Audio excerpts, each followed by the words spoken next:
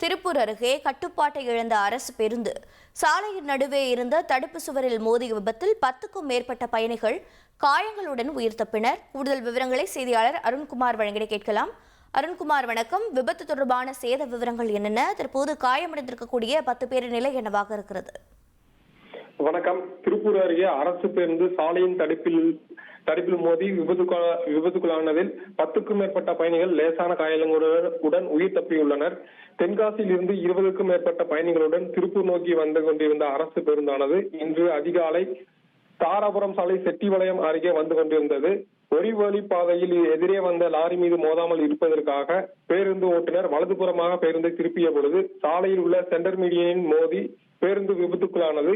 இதில் பேருந்தின் முன்பகுதி பலத்த சேதமடைந்த நிலையில் பேருந்தில் பயணம் செய்த 10க்கும் மேற்பட்ட பயணிகள் லேசான காயங்களுடன் உயிர் தப்பினர். மேலும் பயணிகள் அனைவருமே திருப்பூர் அரசு மருத்துவமனையில் தற்பொழுது சிகிச்சைக்காக அனுமதிக்கப்பட்டுள்ளனர்.